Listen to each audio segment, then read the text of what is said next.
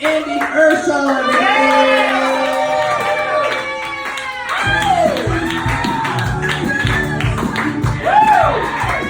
Thank you so much, guys.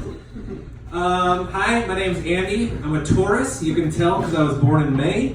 That was for Kim. I live in Indiana. It's a beautiful state. It's really nice at night. You can sit on your back porch, and if you're real quiet, you can listen to Progress being choked to death. The town I live in is it's kind of cool. Not a lot to do. I went to a party there once. It was real weird though. The host just started doing like all these like geometry proofs and algebra, and I was real pissed because I was promised the party would be lit.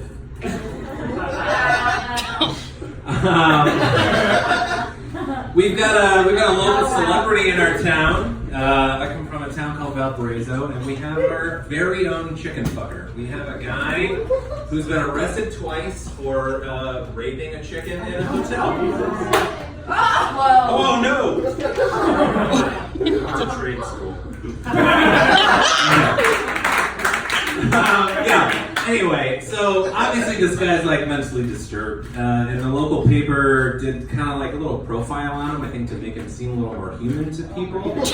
And one of the least surprising parts of it, his favorite movie, Bird Box. I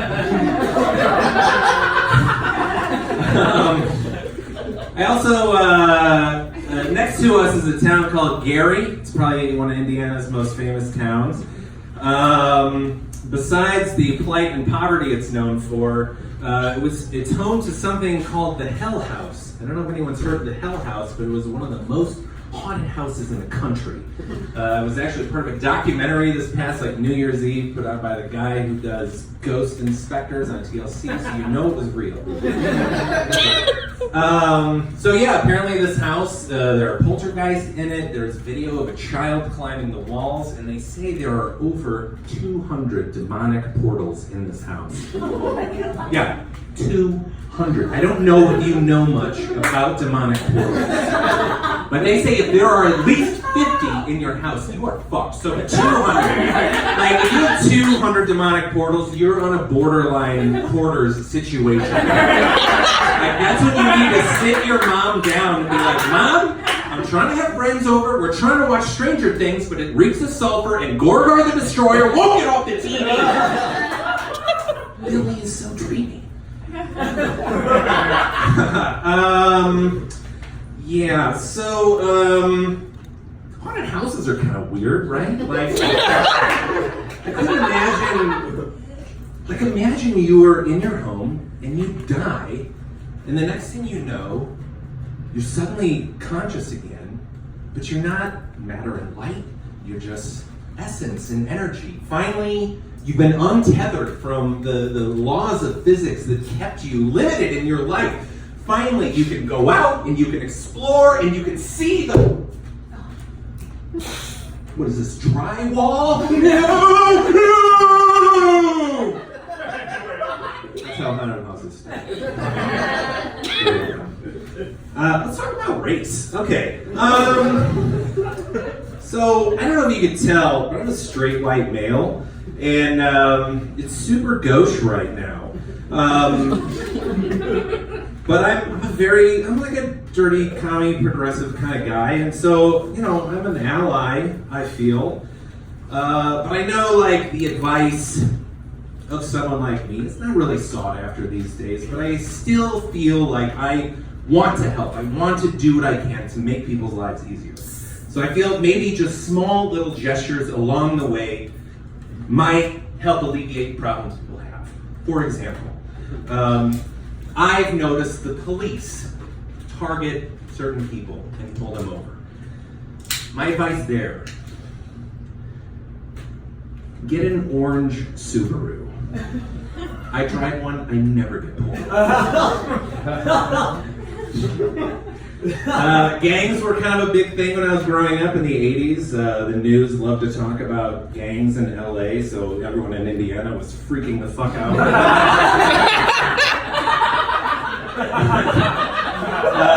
My sweet mother, was like, oh, my poor baby, please don't get involved in a gang. And I was like, Mom, I hate buttoning the top button of my shirt. Would never, ever. Anyways, that's when I was young. I'm an old man now. Married, I have a family. I have to start planning for a future, though. So I just took part in an operation that could save us like $100,000 over the next 20 years. It's called a vasectomy. It's the best thing I've ever done.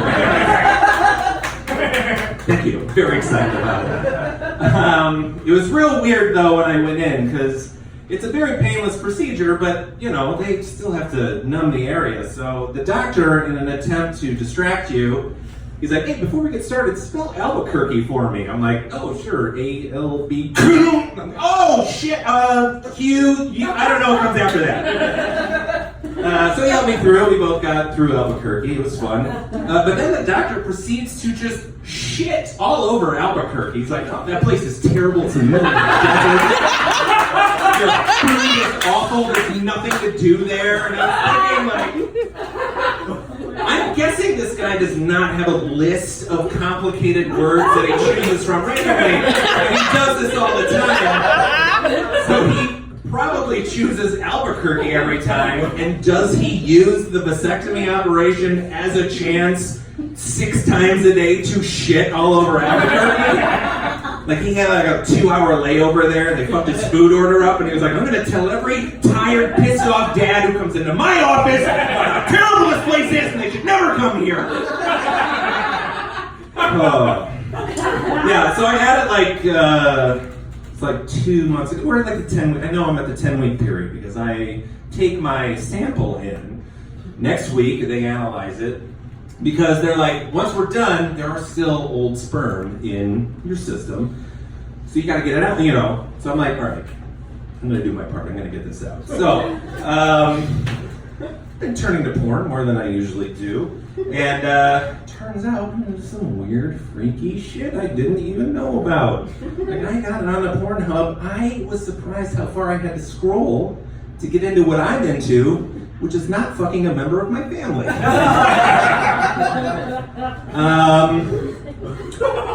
But yeah, my wife, I'll finish on this. My wife's very excited.